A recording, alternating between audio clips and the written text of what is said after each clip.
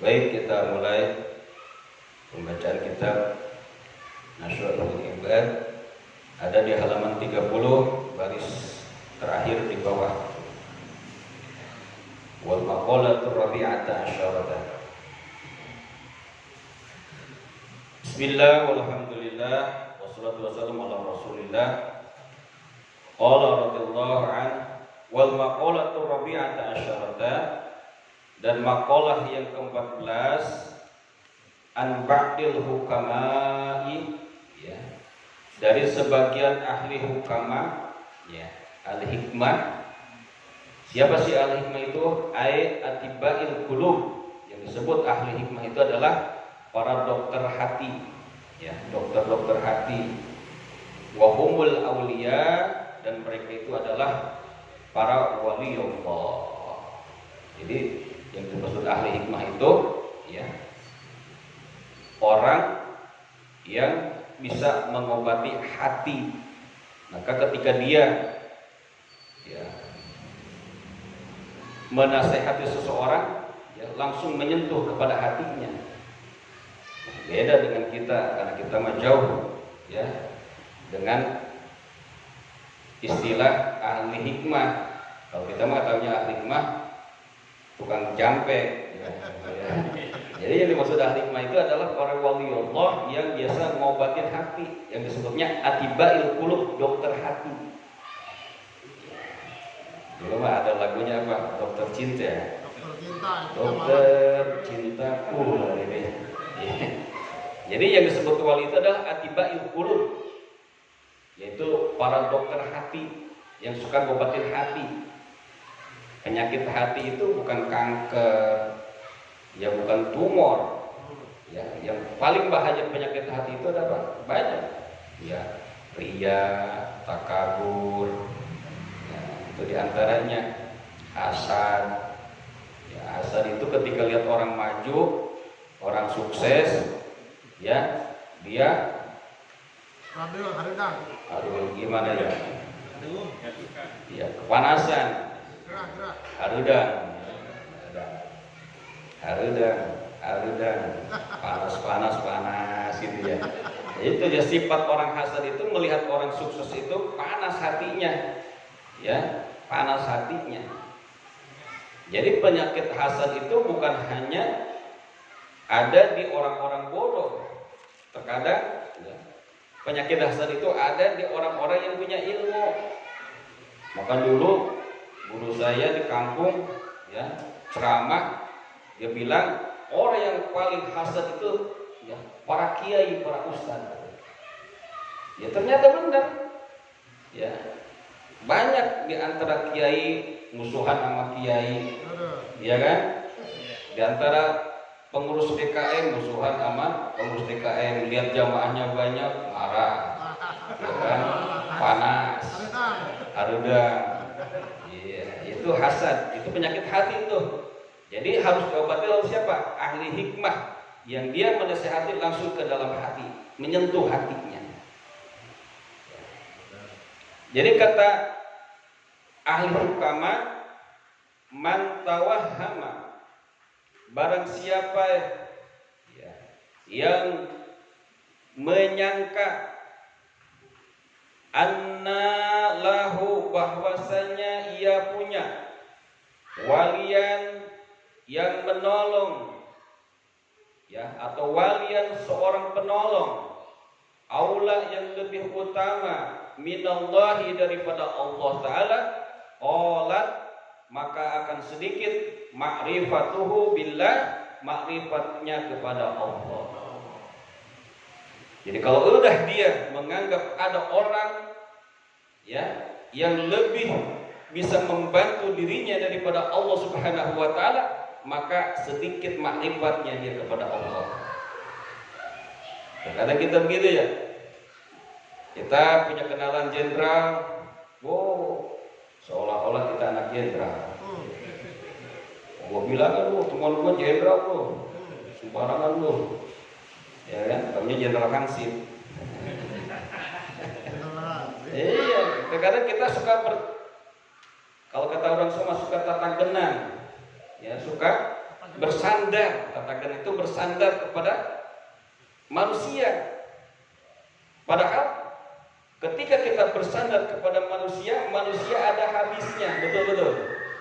Tapi kalau kita bersandar kepada Allah, Allah nggak ada habisnya, betul. Artinya begitu. Ketika kita bersandar kepada jenderal, suatu saat jenderal pensiun, habis sandaran kita, betul kan? Mati. Kita bersandar kepada orang kaya, suatu saat orang kayanya miskin, jatuh miskin, habis sandaran kita, betul. Apalagi cuma nyandar ke RT. Jadi sandaran RT habis jabatannya kagak kepilih, habis sudah.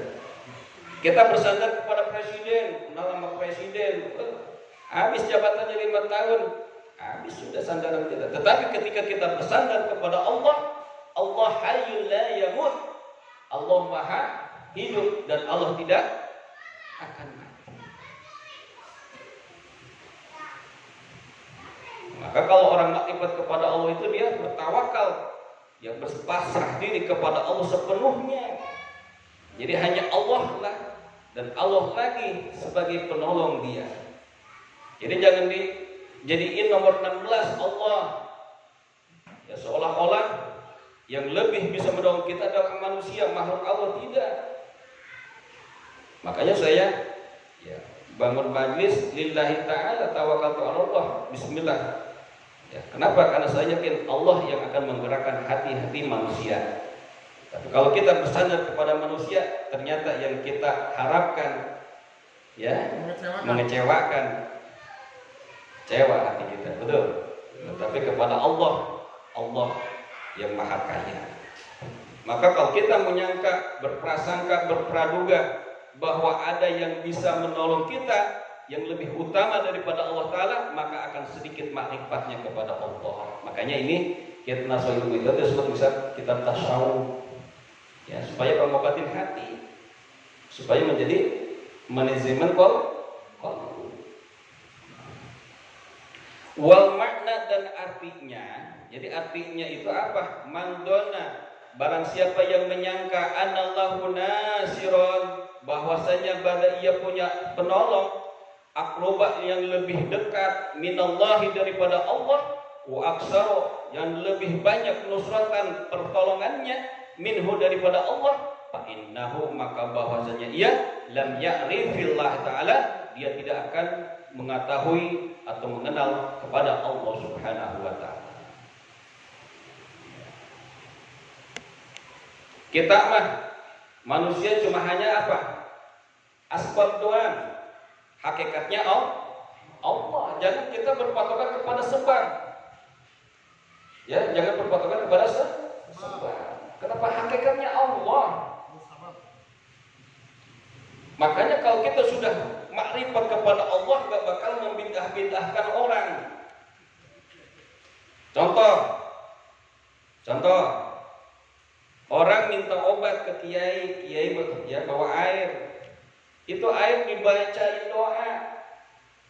Maka ketika itu doa ya yang sudah dibacakan kepada air, lalu airnya diminum sembuh. Kalau kata orang-orang yang di seberang sana katanya muslim itu percaya sama air. Kita bukan percaya kepada airnya. Itu cuma apa? Syariat, sebab tetap hakikat yang menyembuhkan Allah. Jangankan air, kita pergi ke dokter, ya, kita pergi ke dokter nih sakit. Ketika dia pergi ke dokter atau kita pergi ke dokter, dilalahnya sembuh itu penyakit. Nah, di dalam hati kita meyakini bahwa yang menyembuhkan itu dokter. Nah, itu yang bahaya. Itu cuma apa? Sebab. Dokter itu sebab. Ke kiai minta air, minta doa, sebab. Hakikatnya Allah.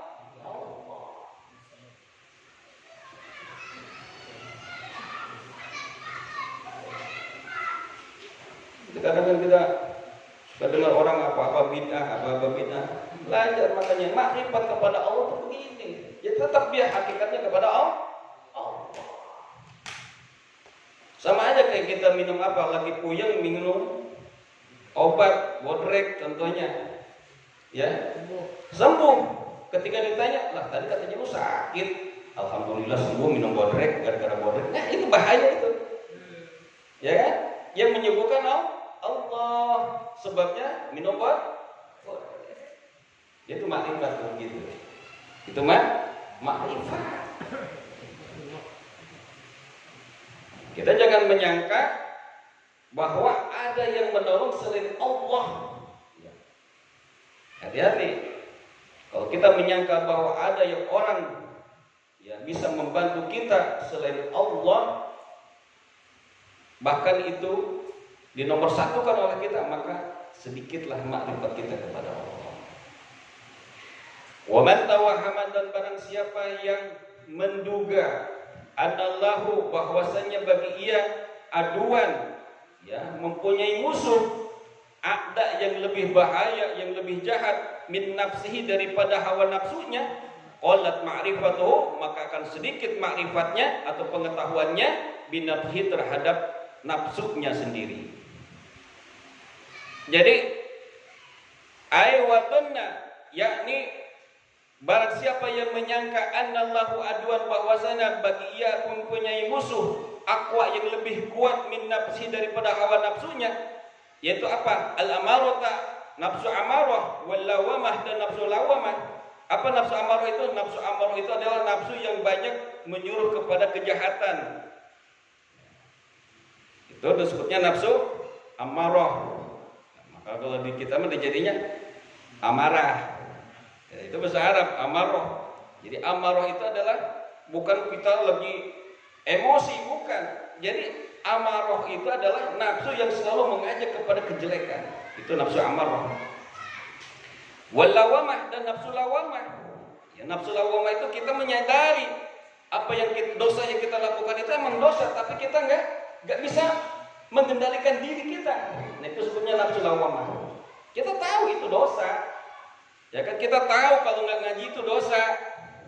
Nih saya mau nanya nih, kira-kira kalau nggak ngaji dosa nggak? Kalau ada pengajian nih di Masjid Al-Ikhlas, lalu kita nggak ngaji, dosa nggak? Dosa nggak? Ayo, dosa nggak? Dosa nggak? Ini ragu-ragu jawabnya ini. Takut besok kagak datang, gua dosa ini katanya. Dosa, kenapa? Karena mencari ilmu itu hukumnya lebih wajib. Maka hadisnya thalabul ilmi faridatun ala kulli muslim. Kenapa kalimatnya Rasulullah tidak menyebut thalabul ilmi fardhu, tapi Rasulullah menyebutnya faridah? Itu menurut ahli bahasa Arab, antara fardhu dan faridah itu beda. Kata istilah di dalam bahasa Arab itu ziyadatul bina tadulu ala ziyadatil makna. Itu menurut itu bahasa Arabnya begitu. Kenapa faridah di situ? Nah, faridah itu menandakan bahwa bertambahnya bentuk kalimat itu menandakan bahwa bertambahnya makna. Ziyadatul bina tadulu ala ziyadatil makna. Itu menurut ahli bahasa Arab. Di dalam yang memaknai makna kalimat faridah. Kenapa enggak fardu aja? Fardu itu kan wajib, faridah juga wajib. Kenapa Rasulullah kok mengatakan bahwa mencari ilmu itu faridatun, lebih wajib? Kata para ulama, artinya apa? Lebih wajib, bukan wajib lagi, lebih wajib mencari ilmu itu. Maka disebutnya faridah, enggak fardu. Jadi mencari ilmu itu lebih wajib. Bahkan lebih wajib daripada sholat. Artinya apa? Sholat kalau kagak ngaji nggak sah.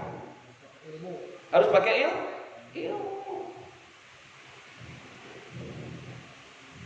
Maka kalau kita tahu ada pengajian di lingkungan kita nggak ada acara apa-apa, nggak ada darurah syar'iyah, yang menghalangi secara syara, yang membolehkan kita untuk tidak melaksanakan kewajiban, maka hukumnya dosa.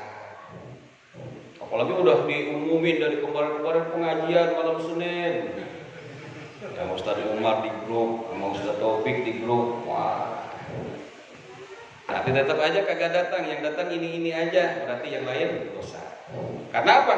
Ini fardu ain hukumnya. Bukan fardu kifayah. Fardu kifayah boleh diwakilkan atau istilahnya gugur kewajibannya ketika ada orang yang sudah melaksanakan, itu fardu kifayah. Beda dengan fardu ain. Fardu ain itu apa? Ya kita harus pribadi, individu masing-masing yang harus melaksanakan. Itu namanya fardu ain. Nggak bisa diwakilkan. Kalau sholat jenazah fardu kifayah. Umpamanya di satu kampung ini nih, ada orang tukang mabok tapi dia agamanya Islam, mati orang tukang mabok, mati. Sekampung kagak ada yang nyolatin, cuma kiai doang yang nyolatin. Dosa nggak satu kampung itu? Enggak. Kenapa? Ada yang mewakili, yang menggugurkan kewajibannya. Siapa? Itu ustadz yang menyolatin. Cuma satu orang ustadz doang. Tetapi kalau ada orang mati tukang mabuk tapi agama Islam, satu kampung kagak ada sama sekali yang menyolati, dosa enggak? Dosa. Itu fardu kifayah. Kalau fardu ain harus individu masing-masing yang harus melaksanakannya. Kalau individu itu dia tidak melaksanakan, maka hukumnya dosa. Ini ngaji hukumnya fardu ain. Ngaji hukumnya fardu dosa.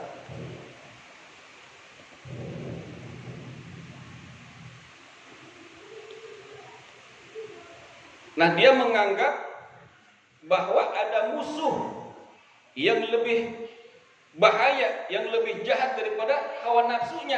Maka qalat ma'rifatu bi nafsih, maka akan sedikit ma'rifatnya atau pengetahuannya terhadap dirinya sendiri. Kalau dulu makan kita di kampung nih, ya Ustaz Umar, kalau bahasa istilah orang Sunda mah apa tuh?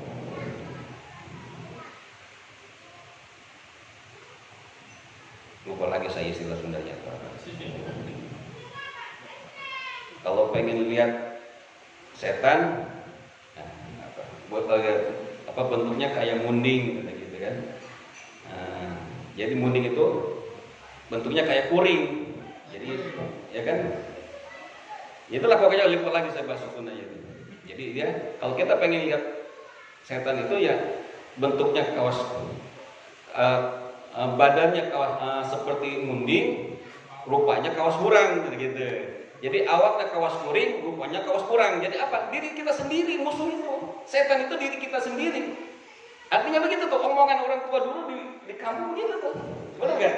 Kalau mau ngelihat setan, awaknya segede munding, rupanya segede kurang. Nah, kurang itu udang. Ya, itu istilah orang-orang tua dulu tuh luar biasa. Ternyata ini. Tiga kuring. Ya kan? Kurang. Kalau ada orang menganggap bahwa ada yang lebih jahat, musuh yang lebih jahat daripada dirinya, maka akan sedikit pengetahuannya terhadap dirinya. Dia nggak introspeksi diri, artinya apa? Yang melihat apa? Orang lain aja yang jahat, orang lain aja yang jelek. Itu tuh. Ini obat hati ini, obat hati maka tasawuf nih, tasawuf. Maka orang-orang tua dulu itu luar biasa. Kalau kita pengen lihat setan katanya, badannya segede muning, rupanya segede kurang. Ya badannya segede kuring, rupanya segede kurang. Artinya apa? Ya, diri kita sendiri setan itu. Diri kita sendiri setan itu. Makanya ketika lu bulan Ramadan, kita sering baca hadis. Ketika datang bulan Ramadan, setan dibelenggu, pintu-pintu neraka ditutup. Tapi kenapa kok orang masih banyak yang mabok? Ya kan, yang kagak puasa. Ya setannya di dirinya sendiri. Benar gak? Setannya ada di dirinya sendiri. Ya itu yang lebih bahaya, justru setan yang ada di diri kita sendiri. Maka kalau kita menganggap ada setan, ada musuh yang lebih bahaya daripada hawa nafsunya, maka akan sedikit pengetahuannya terhadap dirinya sendiri. Enggak ada introspeksi diri dia kalau udah begitu. Menganggap dia aja yang paling bagus, orang lain yang lebih jahat. Maka di dalam memaknai innal insana makhlul khata' wa nisyan. Kita bisa pernah dengar tuh hadis seperti itu kan? Innal insana makhlul khata' wa nisyan. Artinya apa? Sesungguhnya manusia itu tempat salah dan lupa. Itu hadis kata para ulama ahli hadis itu jangan dipakai buat diri kita sendiri. Kenapa? Akhirnya ketika kita pakai itu hadis, ya akan selalu berbuat dosa. Nah, biarin aja, gua kan manusia. Ustadz juga gitu yang ngomong. Ya, Ustadz juga manusia. Harusnya buat orang lain. Harusnya buat orang. Ketika orang berbuat jahat, berbuat dosa, maklumin aja lah, manusia dia. Harusnya begitu, bukan kita untuk bela diri kita. Hadis itu bukan untuk bela diri kita, untuk orang lain. Ketika ada orang berbuat dosa, oh iya dia kan manusia. Ada ustaz ya berbuat dosa, iya ustaz juga manusia, gitu. Ya. Jangan buat diri sendiri, itu hadis bukan, itu untuk orang lain. Terkadang kita kan kalau kita salah, innamal manusia, ya Pak innal insana makhluqun manusian. Maafin aja dah gua kan manusia juga. Jangan. Itu buat bela diri itu mah. Ya, buat bela diri kita. Ini tasawuf luar biasa ya. Wal maqalatu khamsata asyara dan maqalah yang ke-15 an Abi Bakr Siddiq daripada Abi Bakr Siddiq radhiyallahu anhu, semoga Allah meridhoinya, fi qouli ta'ala, di dalam firman Allah Subhanahu wa taala, dhaharul fasadu fil barri wal bahr bima kasabat aydin nas. Ya, kelanjutannya begitu. Jadi menurut sahabat Abu Bakar As-Siddiq radhiyallahu an memaknai firman Allah Subhanahu wa taala dhaharul fasadu fil barri wal bahr itu, qala, ia berkata, ai Abu Bakar, yaitu Abu Bakar berkata, fi tafsir dalika, di dalam menafsirkan itu ayat, al-baru menurut Abu Bakar Siddiq itu wa al-lisan. Kata Abu Bakar Siddiq yang disebut al-baru itu bukan daratan, tapi apa? Lisan. Lisan kelihatan enggak? Lisan kelihatan enggak? Kelihatan. Nah, kelihatan kan? Darat kelihatan enggak? Kelihatan darat. Jadi al-baru itu wa lisan, yaitu lisan. Wal bahru, dan artinya bahru itu wal qalb. Qalb itu apa? Hati. Ini kita lautan dalam enggak? Dalam. Hati dalam enggak? Dalam juga. Jadi kata Abu Bakar, al-baru huwa al-lisan. Yang dinamakan bar itu adalah lisan kita. Wal bahru yang disebut bahr itu adalah apa? Al-qalb, hati. Fa idza fasada lisan, maka apabila rusak lisan kita, ya, bisabin, contoh dengan apa? Memaki-maki orang, memarahi orang, ya, masalah umpamanya bakat alaihin nufus, maka akan menangis karena alasan itu diri-diri manusia. Banyak orang gara-gara lisan, orang patah hati, betul nggak? Gara-gara lisan orang sakit hati, betul nggak? Gara-gara lisan. Maka kata istilah Sunda mah, lisan apa lidah letah teu diwengku, bibir letah tetulangan, bibir teu diwengku. Ya, istilah orang tua dulu tuh luar biasa. Lidah nggak bertulang. Ya. Ini bibir nggak diwengku apa? Nggak dibingkai. Ini maka harus dijaga ini.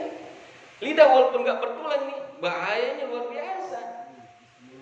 Ya, bisa melukai seseorang, bahkan lukanya itu bisa gak sembuh-sembuh. Maka ada istilah, ya, badan luka karena pedang melukai badan, diharapkan ada obatnya. Tetapi ketika lisan melukai hati, kemana obat? Hendak dicari. Kan begitu istilah peribahasanya, gitu ya? Iya. Kalau udah lisan ini melukai hati, susah nyari obatnya. Kalau kita digebukin, umpamanya digebukin, boleh. Ketika kita udah, ya, dia bertanggung jawab, ya kan, diobatin kita, sembuh. Tapi kalau hati kita nih, orang dimarahin sama kita, ya kan, difitnah, dicaci maki, dizolimi oleh lisan kita nih, itu Masya Allah. Terkadang ada orang yang saking dendamnya, tunggu turungan gua gak bakal maafin dia. Begitu. Kenapa? Gara-gara hati sakit. Kenapa? Makanya di sini, ya, ketika rusak lisan kita, ya, bakat alaihi nufus, maka akan menangis diri-diri atau jiwa-jiwa manusia. Ya. Ai ashasu min bani Adam, ya, ini diri-diri manusia daripada keturunan Nabi Adam. Wa idza fasadul qalbu, dan apabila rusak hati, contoh dengan apa? Birriya. Riya itu apa artinya? Ketika kita beramal pengen dilihat orang, itu riya namanya. Pamer. Makanya sebut riya itu asal dari kata ro'a. Ro'aya, ro'a. Artinya apa? Pengen dilihat. Oh, kita amal. Ya pengen diumumin. Ya itu amal ke masjid, bisik-bisik sama pengurus terumumin ya, gue yang nyumbang ya. Ria itu, sum'ah. Ada juga ngomong sih enggak, minta disebutin enggak. Ya, bahkan dia sama pengurus bisikin sebut aja hamba Allah ya, jangan disebut nama gua mah ikhlas. Disebutin dah tuh sama pengurus masjid pas Jumatan. Ini dana 1 juta rupiah dari hamba Allah. Dia ngikut temennya gitu. Wah itu buat hamba Allah. Ya. Lihat tuh, lihat. Pengen dipuji, pengen dilihat orang, pengen didengar orang. Ya, itu ria. Masalah contohnya, bakat alaihil malaikat maka akan menangis. Karena itu hati siapa? Para malaikat. Jadi kalau malaikat nih melihat orang sombong, orang sum'ah, ria, takabur, ya, itu malaikat pada nangis, sedih. Sedih malaikat. Kila dikatakan al-hikmatu, ya, hikmahnya bi anna lisana, ya, tentang bahwasanya lisan itu wahidun, hanya satu. Lidah itu satu, ada yang ucapan enggak? Kecuali ular. Manusia mah lidahnya satu. Ya. Fa anna lisana, sesungguhnya lisan itu wahidun, hanya satu. Untuk apa? Tanbihun, untuk memberikan peringatan, bukan untuk memaki-maki orang. Jadi lidah satu ini bukan untuk memaki-maki orang, bukan untuk memfitnah orang, bukan untuk menzalimi orang, tapi untuk apa? Tanbihun, untuk memberikan peringatan. Lil abdi, kepada hamba, bi annahu, ya, dalam bahwa sesungguhnya la yang bagi tidak pantas, kagak pantas ayat takallama, ia berkata hamba itu, ya, ila bima yuhimmuhu, kecuali di dalam perkataan yang perlu, yang penting saja, wabil khairin, dan juga di dalam kebaikan. Jadi kalau kita punya lisan itu jangan dipakai untuk bicara yang enggak penting, yang enggak perlu, kita enggak usah dibicarakan. Ya, kalau kita bahkan ada istilah basi, bahasa yang sudah basi, artinya udah diomongin, udah. Terkadang kita udah ngomongin lagi, ngomong itu aja yang dibulak-balik. Lu mah bahasa basi mulu. Artinya bahasa basi itu apa? Bahasa yang sudah basi, nggak usah ngomongin lagi, udah basi, ya kan? Ya itu. Jadi kalau perkataan omongan-omongan yang nggak perlu, yang nggak penting, bahkan justru malah menyakiti orang lain, nggak usah. Kenapa? Karena gunanya lisan itu untuk apa? Memberikan peringatan, ngasih tahu. Kalau orang ada yang lupa, kasih tahu sama lidah. Gitu, kasih tahu sama lisan kita. Jadi gunanya lisan itu tanbihun, untuk memberikan peringatan lil abdi, kepada hamba. Jadi nggak pantas ya seorang hamba berbicara kecuali bima yuhimmuhu, di dalam perkataan yang sangat perlu saja, yang penting-penting saja, wabil khairi, di dalam kebaikan. Ya, kalau kita duduk ngajak ngaji, boleh nggak? Bukan boleh lagi, perlu. Kenapa? Karena ketika kita mengajak kepada kebaikan, itu termasuk kategori, ya, suara yang terindah. Suara yang terindah itu bukan juara Indonesian Idol, bukan dangdut akademi, bukan Silesti, bukan. Kalau menurut syariat agama, yang dikategorikan suara yang terindah itu apa? Orang yang mengajak kebaikan. Wa ma ahsanu qawlan mimman da'a ila Allah. Tidak ada ucapan yang lebih utama, yang lebih bagus, yang lebih asyik, yang lebih enak. Ahsanu qawlan itu namanya, ya, mimman da'a ila Allah, kecuali orang yang ngajak kepada Allah, kepada kebaikan. Kalau azan, jangan, ya, azan itu kalau lagi suara bagus, semangat banget azan. Kira lagi ngorok, lagi ngorok, lu aja dah. Ya, jangan kalau kita lagi bagus doang azan, suara lagi ngorok, ya, lagi serak, nggak mau azan. Jangan karena gara-gara suara nggak bagus, ya kita nggak azan. Justru itu suara yang paling indah, yang paling hebat, yang paling bagus itu apa? Ya ketika kita mengajak kepada kebaikan.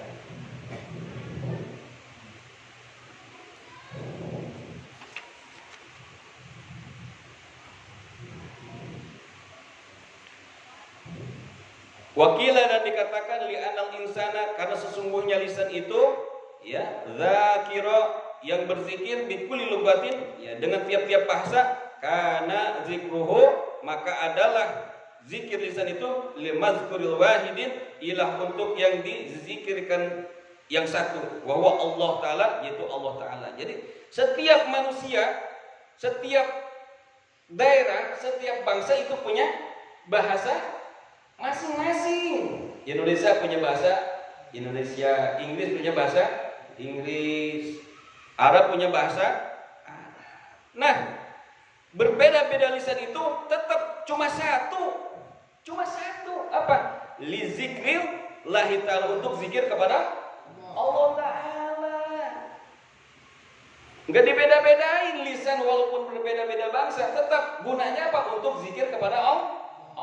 Orang Arab la ilaha illallah, orang Indonesia la ilaha illallah, orang Inggris la ilaha illallah, orang Amerika la ilaha illallah. Wa kadzalika dan begitu, wa kadzalikal qalbu dan begitu juga hati. Bihilafin nahwil ain, ya berbeda dengan umpamanya mata, wal uduni dan kuping, fa innahu karena sesungguhnya ya mata itu dan telinga itu ya ta'adadu ya banyak berbeda-beda ya ta'adadu banyak bilangannya.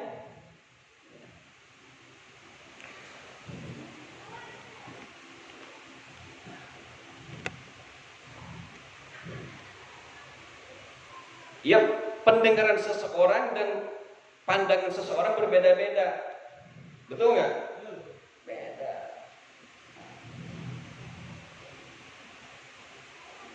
Wakil ada dikatakan li anal hajata bahwasanya kebutuhan manusia itu ila sami wal basar terhadap pendengaran dan penglihatan itu aksaru lebih banyak min hajati ilal kalam daripada kebutuhan kepada berbicara. Jadi berbicara itu ya hanya satu untuk apa? Zikir kepada Allah. Tetapi kalau kita melihat ya mendengar itu kebutuhannya banyak. Ya kebutuhannya banyak. Tapi kalau lidah hanya apa? Untuk zikir kepada Allah Subhanahu wa taala. Wa inna masubihal qalbu dan sesungguhnya diumpamakannya hati itu bil bahri dengan lautan li ziddatil umkihi ya karena sangat dalamnya hati wa tisaihi dan luasnya hati. Jadi diumpamakan oleh Sayyidina Abu Bakar hati itu seperti lautan apa? Karena dalamnya hati seseorang dan juga luasnya hati seseorang. Makanya kalau kita berdoa ya sama Allah, ya Allah minta apa? Diluaskan hati kita ya Allah. Maka doanya apa? Rabbis rahli sodri. Sodri itu bukan dada kita, hati kita yang dimaksud dengan sodri itu. Wa yassir li amri wa uqdatam min lisani yafqahu qawli. Maka doa itu tuh ya cocok kita untuk apa? Menguatkan hati kita ya dan juga mudah-mudahan lidah ini tidak terpeleset kita bicara. Maka Rabbis rahli sadri wa yassirli amri wahlul 'uqdatam min lisani yafqahu. Jangan sampai kita mengucapin kebenaran jadi keluh. Ya kan? Jadi keluh enggak tuntas, enggak lancar. Ya, berbicara tentang masalah kebaikan ya. Karena mungkin ada ya sesuatu yang diberikan oleh yang punya kekuasaan umpamanya ketika kita mau bicara tentang kebenaran jadi keluh. Kagok. Ya kan, kagok. Mau bilang haram jadi halom. Halom. Jadi pelok lidahnya. Ya halom. Dicari dalilnya. Diturunin kitab semua satu lemari, nyari dalilnya. Untuk apa? Untuk membolehkan. Hati-hati, ini bahaya ini. Ya, bahaya banyak sekarang begitu ulama-ulama yang dipermainkan oleh orang-orang bodoh. Yang kebetulan orang bodoh itu punya kekuasaan. Hati-hati. Maka kata Al-Muhyiddin Jalaluddin, salah satu orang yang perlu kita waspadai dan kita kasihani apa? Yang ketika orang alim dipermainkan oleh orang bodoh. Ya, orang bodoh kebodohan punya kekuasaan. Hati-hati. Makanya lidah nih. Itu doanya apa? Nabi Musa. Rabbi Sholli itu doanya Nabi Musa. Jadi Nabi Musa itu nabi yang termasuk yang gagah. Nabi Musa itu orang nabi yang termasuk nabi gagah. Ketika dia nempeleng Yahudi langsung mati itu Yahudi. Lagi berantem, Yahudi lagi berantem, bisa kagak bisa ditampleng sama Nabi Musa, mati Yahudi. Tetapi ketika ini Nabi Musa diperintahkan oleh Allah untuk menghadap kepada Fir'aun, bergetar hatinya, ada rasa takut Nabi Musa ngadepin Fir'aun. Kenapa? Fir'aun juga badannya keker, gede, nggak kerempeng. Kekuasaan. Walaupun ngomongnya menggelegar. Itu Fir'aun. Fir'aun. Bisa nyeritain Fir'aun ini. Badannya keker, suaranya menggelegar. Pandangannya tajam, berwibawa, nggak pelangak. Loh kalau Fir'aun itu ketara. Fir'aun, saya nyeritain Fir'aun ini. Makanya saking gagahnya, saking hebatnya itu Fir'aun, Nabi Musa gemeter. Maka dia berdoa kepada Allah, Rabbi shrah li sadri wa yassir li amri wahlul 'uqdatam min lisani yafqahu qawli. Supaya apa? Enggak grogi ngadepin Fir'aun. Itu doa ya, sering dibaca sama dai-dai kalau lagi naik panggung supaya enggak grogi itu. Nah, Nabi Musa grogi mau ngadepin Fir'aun. Nah, kita juga mau naik panggung ya, suruh ceramah. Jangan ceramah, suruh MC aja. Waduh. Ya, Bapak Liut suruh nge-MC juga Bapak Liut, apalagi suruh ceramah. Baca itu Rabbi shrah li sadri wa yassir li amri wahlul 'uqdatam min lisani yafqahu qawli. Jadi lidah ini ya, hati ini diumpamakan laut. Karena apa? Karena saking dalamnya dan juga lautnya itu laut. Makanya kan sering kita melihat kejadian kapal pesawat terbang jatuh ke laut, nggak ketemu lagi, apa saking dalamnya itu laut, saking dalamnya. Dulu siapa dulu tuh yang nggak ketemu sampai sekarang? Adem Air ya, Adem Air. Adem Air, iya kan? Itu nggak ketemu sampai sekarang. Iya, katanya ditelan apa? Barnaba apa itu? Bermuda. Samudra Bermuda katanya begitu. Iya, karena saking dalamnya itu lautan. Nah, hati pun begitu. Kan istilah peribahasa mah, dalamnya lautan bisa, tetapi dalamnya hati orang, siapa yang tahu menyenangi. Benar gak? Itulah. Maka Abu Bakar mengumpamakan hati seperti laut itu kenapa? Saking dalamnya laut dan luasnya laut itu. Wal maqalatu sadisata asyara, dan makalah yang ke-16 kila dikatakan anna syahwata, sesungguhnya syahwat itu tusayyirul mulka, yang akan menjadikan raja-raja abidan sebagai hamba sahaya. Nih kalau udah ya diliputi oleh apa? Oleh syahwat seseorang, ya, maka jangankan yang bodoh, yang alim, raja itu akan dijadikan sebagai apa? Hamba sahaya. Udah manut aja. Kalau udah diliputi hawa nafsu, maka udah hilang wibawanya. Hilang wibawanya. Makanya ya banyak ulama-ulama terjun ke politik udah gak ada wibawa. Kenapa? Udah didorong oleh hawa nafsunya, syahwatnya. Syahwat apa? Syahwat politiknya, syahwat kekuasaannya. Betul? Dulu dia masih jadi ya, tertinggi, ulama paling tertinggi, ya. Orang masih banyak menghargai ya sekarang. Jadi pejabat pemerintah, jadi pejabat negara. Ini banyak nggak ada, banyak orang caci maki dia. Masya Allah, kita sedih. Itu ulama yang dulu mah disegani, dihormati. Kenapa? Karena syahwat politiknya, syahwat kekuasaannya, maka dia menjadi hamba sahaya. Ini jelas benar kan? Jangankan orang bodoh, raja akan jadi siapa? Hamba sahaya. Tusayyirul muluka abidan, akan menjadikan raja-raja sebagai hamba sahaya. Ya Allah.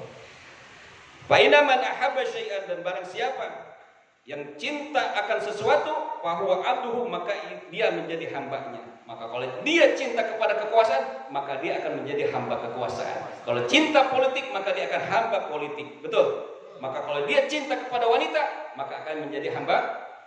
Coba, ada laki-laki gagah, demen sama cewek, ya kan? Itu laki-laki apapun dia lakukan. Benar gak? Demi apa? Demi mendapatkan cinta seorang janda. Ya. Betul. Jangankan, ya kan?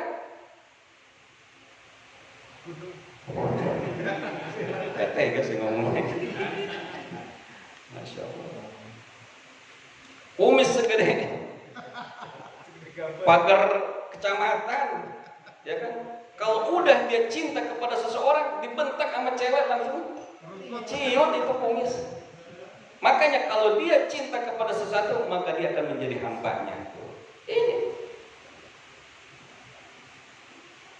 Wasabro, dan sabar itu yusayyirul abida, akan menjadikan hamba sahaya itu mulukan, menjadi raja-raja. Kalau kita sabar, ya kan? Di apa-apain kita sabar, kita akan mulia. Maka kalau orang sabar akan subur. Kan begitu istilah kita mah ya. Kalau orang sabar pasti subur. Lama-lama masuk liang kubur gitu. Kalau kita sabar, ya kan, dihina, dicaci maki, kita sabar. Sama Habibana, ya, Habib Rizik Sihab zolimi, dia sabar, ya, proses hukum dia jalani, ya kan?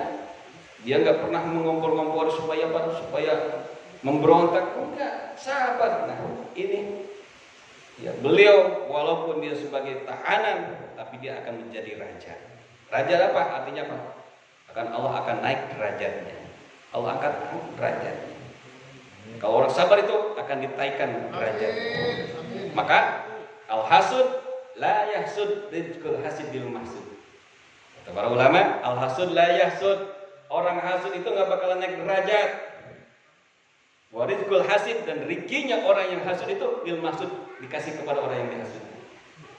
Hati-hati kalau kita hasud sama orang, rezeki kita diambil oleh dipindahin oleh Allah. Orang hasud itu nggak bakal naik derajat. Mungkin dia punya jabatan, tapi derajatnya nggak bakal buka.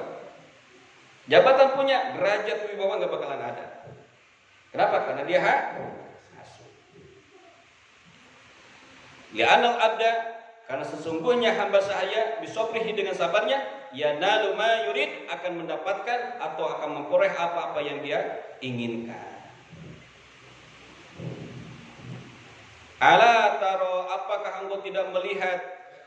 Ai alla yasilu ilmuka, apakah tidak sampai ilmumu ila kisati Sayyidinal Karim, kepada kisahnya, ceritanya Sayyidinal Karim, ya, yang mulia Ibnul Karim, anak yang mulia Ibnul Karim, putranya yang mulia siapa? Yusuf As-Siddiq, yaitu Nabi Yusuf, ya, yang sangat benar, Ibni Yakub, ya, putra daripada Nabi Yakub. As-Sabur, yang sangat sabar, Ibni Ishaq, ya, putra daripada Nabi Ishaq. Al-Halim, yang bijak, Ibni Ibrahim, ya, putra daripada Ibrahim. Al-Khalil, ya, yang menjadi kekasih Allah. Al-Awwah, yang banyak kembali alaihi wassalam kepada Allah Subhanahu wa taala.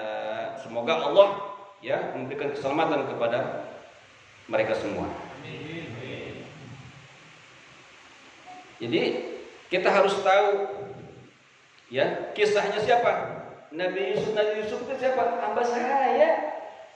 Nabi Yusuf itu hamba saya dulu ketika beliau ya ceritanya punya saudara berapa orang?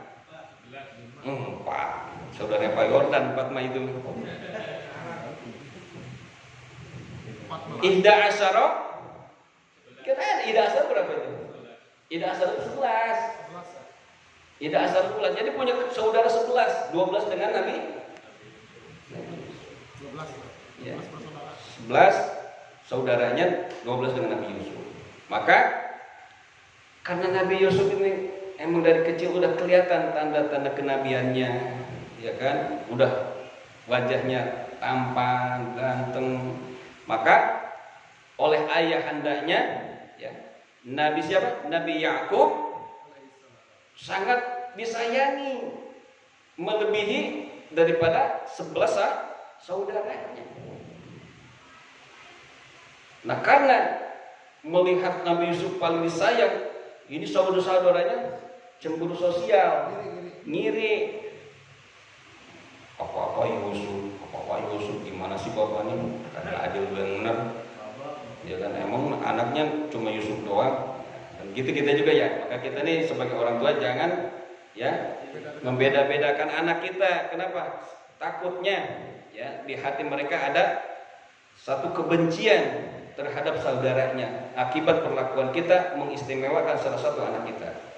Cuma kali ini sebagai contoh aja ya, kejadian ini sebagai contoh bahwa ketika itu emang terlihat ya oleh Nabi Yakub itu Nabi Yusuf ada tanda-tanda kenabian. Lalu direncanakanlah ini oleh saudara-saudaranya untuk dibunuh, untuk dihabisi, untuk disingkirkan Nabi Yusuf ya, menghalangi ya kasih sayang dari orang tuanya. Ini harus dimusnahkan ini Yusuf, harus dibinasakan ini Yusuf ya, bikinlah rencana bagaimana ya, maka suatu hari ya ini saudara-saudaranya minta izin kepada Nabi Yakub untuk membawa Nabi Yusuf mengembala kambing. Pertamanya gak diizinin sama Nabi Yakub, jangan ya, Yusuf jangan diajak ngangon kambing, biar di rumah aja dia mah. Enggak bapak, saya akan jagain pak. Masa iya saya sebagai saudaranya nggak jagain saudara gitu ya, biar yakin orang tuanya dirayu tuh. Akhirnya setelah dirayu ya diperbolehkanlah Nabi Yusuf untuk diajak mengembala kambing. Lalu ketika itu Nabi Yusuf ya dilempar ke dalam sumur, lalu bajunya dilucutin tuh, dicopotin sama saudara-saudaranya ya. Lalu baju Nabi Yusuf ya dibasahin oleh darah kambing ya, dipotong darahnya dibasahin ke bajunya Nabi Yusuf. Lalu pulanglah ini saudara-saudara Nabi Yusuf sambil nangis ya, biasa acting drama ya, nangis depan orang tuanya, ya Allah ya mohon maaf, ada apa ya, mohon maaf ini Yusuf dimakan serigala, ini bajunya. Maka dari ketika itu ya Nabi Yakub menangis terus ya, menangisi Nabi Yusuf alaihissalam. Nah, singkat cerita Nabi Yusuf ditemukanlah oleh saudagar ya di dalam sumur, lalu diangkatlah sebagai hamba sahaya ya, lalu dibawa ke pasar.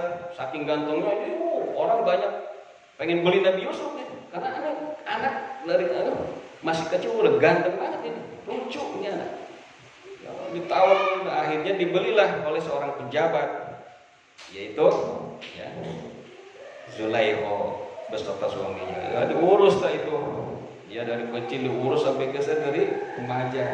Udah remaja ya Yusuf makin kelihatan tampannya, kalah Pak Heri tampannya Nabi Yusuf ya. Ini tampannya manusia sekarang ini setek kukunya nggak ada Nabi Yusuf ya, nggak ada setek kukunya nggak ada. Akhirnya si Zulaikha demen dah sama Nabi Yusuf tuh ya, hamba sahanya sendiri, hamba sahanya sendiri didemenin. Kenapa? Tampan, ganteng Nabi Yusuf, masya Allah ya. Akhirnya ya heboh lah Ini berita tentang bahwa Siti Juleho, seorang istri pejabat, cinta sama hamba sahayanya, sama budaknya gitu kan. Bos satu negara, ya kan. Ya namanya gosip kan cepat menyebar, yang gitu ya. Udah itu dulu belum ada infotainment belum. Ya, tapi masih nyebar itu. Belum ada medsos belum. Tapi menyebar itu. Nah, untuk biar enggak malu ya, itu Juleho ya, supaya ngejelasin tuh kepada perempuan-perempuan ya, pejabat-pejabat yang ngata-ngatain dia nggak tahu kalau ini Yusuf itu hamba saya yang sangat tampan. Akhirnya dikumpulin tuh ya kan, dikumpulin itu istri-istri pejabat bikin pesta di rumahnya Juleho, disiapin tuh hidangan ya, buah-buahan sama pisaunya tuh dia bisa ngupas ya kan. Akhirnya ketika itu perempuan-perempuan ya lagi nyantap hidangan sambil megang pisau ya kan, disitu keluarlah Nabi Yusuf lewat ke depannya perempuan-perempuan pejabat. Ketika lewat, masya Allah ya kan, terpesona. Terpesona itu perempuan. Saking terpesonanya nggak sadar itu yang lagi ngiris buah, sampai habis tangannya keiris. Nggak berhasil tuh, nggak sadar. Saking apa? Lihat Nabi Yusuf lewat. Maka di dalam Al-Quran ini hati-hati nih. Tapi kalau apal satu kali hebat. Itu sekali dijadiin apa? Asihan. Pengasihan ya. Ini ketahuan nih. Mau siap-siap ngapalin ya. Ayatnya apa? Ketika itu perempuan lewat, fala mara'ainahu akbarnahu wa qatana aydina wa qulna ma hada basni ada malakun karim. Itu saya dikasih asin dulu sama kiai itu. Hafal enggak? Ya enggak hafal, udah alhamdulillah. Punya bini pakai melet lagi ntar. Jadi fala mara'ainahu akbarnahu, ketika itu perempuan melihat Nabi Yusuf, akbarnahu, dia terkagum-kagum. Wa qatana aydiyahuna, dan mereka memotong tangan-tangannya. Wa qulna ma hada basar, sambil dia berucap, ngomong ini perempuan, ma hada basar, ini mau bukan manusia, malaikat kali gitu. Kalau konteks bahasa kitanya. Maka kalau Pak Yordan nih, kalau baca itu nih depan wanita, wiset, ini manusia atau malaikat gitu. Itu kalau hafal tuh, tapi harus hafal satu kali. Kalau nggak hafal udah ya jadi itu. Nah itu, jadi Nabi Yusuf itu hamba sahaya ya, tetapi karena kesabarannya Nabi Yusuf maka menjadi mulia ya, daripada keturunan yang mulia itu dari dapat Nabi Ibrahim alaihissalam. Jadi ini Nabi Ibrahim itu punya anak dua, Nabi Ishak sama Nabi Ismail. Nah, kalau Nabi Ishak dia menurunkan keturunan-keturunan para nabi-nabi itu. Kalau Nabi Ismail, ya keturunannya cuma satu kepada apa? Nabi Muhammad Sallallahu Alaihi Wasallam. Itu dari Nabi Ismail. Maka orang-orang Yahudi mengklaim bahwa ya Nabi Muhammad bukan nabi. Kenapa? Karena yang diakui adalah keturunan daripada Nabi Ishak. Ya, yang menjadi nabi-nabinya Bani Israil. Nah itu.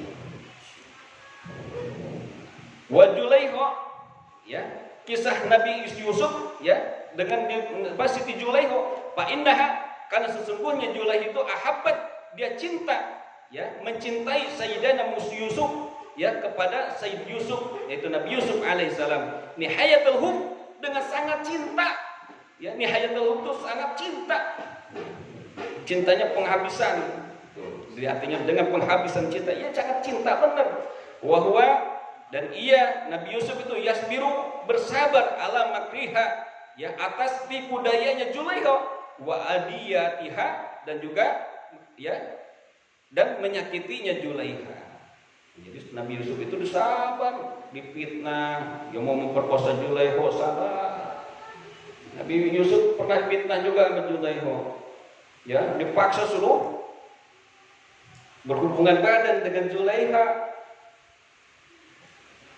Itu udah tergoda. Juleha juga emang perempuan sosialita, istri pejabat, ya kan, yang setiap hari ke salon. Ya mungkin kalau dulu ada salon, cantik banget. Tamara Blesingki kalah sama Juleho, kalah cantiknya, ya kan? Siapa lagi yang cantik tuh? Kalah, sehingga Nabi Yusuf pun hampir tergoda ketika diajak berhubungan. Tetapi karena waliullah, Nabi Allah dijaga oleh Allah Subhanahu wa Ta'ala, maka dia kabur. Nabi Yusuf nggak jadi, ditarik bajunya Abang Juleho sampai robek belakangnya, difitnah. Akhirnya apa? Disidang. Maka ketika disidang, ya dilalahnya ada anak yang lagi menyusui, ya, melihat kejadian itu. Nah itulah anak yang menjadi saksi. Jadi ada anak yang bisa ngomong itu, ya. Satu ketika si Jurayj ya, yang pernah terlihat. Yang kedua ketika Nabi Yusuf itu jadi saksi, maka disebutlah anak itu saksi mati. Maka ngomong nih bayi, ya, iya sebenarnya kalau yang salah itu bukan Yusuf, Juleho. Lihat aja, kalau bajunya yang sobek depan berarti Yusuf yang salah, tapi kalau bajunya Yusufnya yang robek belakang berarti Juleho yang salah. Kenapa? Karena dia maksa Nabi Yusuf. Ya, ternyata ketika dibuktikan di pengadilan, dia diselidiki, ternyata benar baju Nabi Yusuf sobek di belakangnya, ditarik gitu kan. Akhirnya Nabi Yusuf, ya, menang. Wallahu a'lam bishawab. Wabijidna ilman warzuqna fahma. Dan juga atas kesabarannya Juleho pun, ya, Juleho sabar. Akhirnya apa? Bertemu dengan Nabi Yusuf, udah nenek-nenek. Itu Nabi Yusuf masih gagah jadi raja. Juleho udah nenek-nenek. Tanya Yusuf, siapa kamu? Aku Juleho. Ya, akhirnya dinikahilah oleh Nabi Yusuf, jadi muda lagi itu Juleho. Ya, muda lagi berkat didoain Allah Nabi Yusuf. Wallahu a'lam bishawab. Jam 9 kurang 15. Ada yang mau ditanyakan? Baik.